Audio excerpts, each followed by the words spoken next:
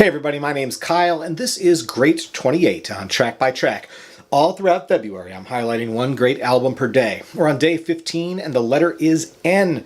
If you've been following this channel or my blog for a while, it probably won't surprise you at all that for this letter, I've decided to go with an album by Nine Inch Nails. I've been a big fan of Nine Inch Nails since the very beginning.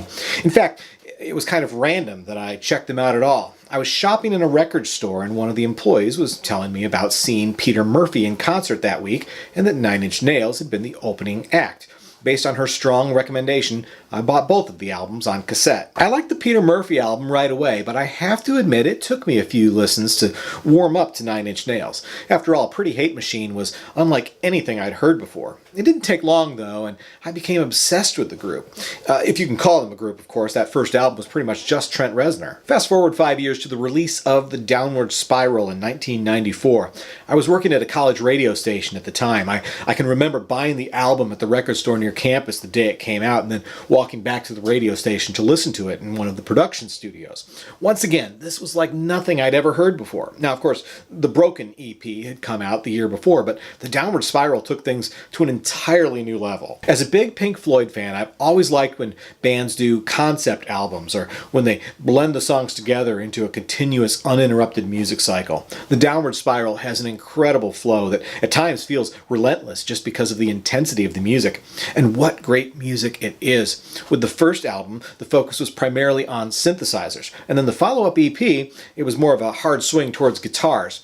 On The Downward Spiral, Trent gets the balance just right. To this day, I'm shocked that a song like Closer ended up on pop radio stations. And while I understand the controversy over the song Big Man with a Gun, I'm surprised that conservatives even found the track.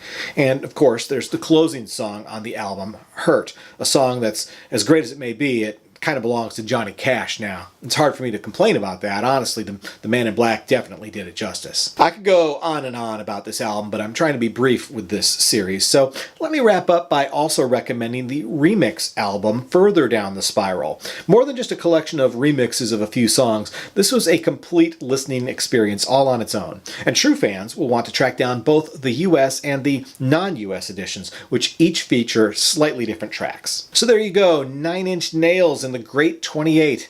I couldn't resist, but at the same time, The Downward Spiral absolutely deserves to be included. Once again, my name's Kyle, and this is Track by Track. Be sure to click subscribe so you don't miss the next episode of Great 28 and many more videos to come. Thanks for watching, and I'll see you next time.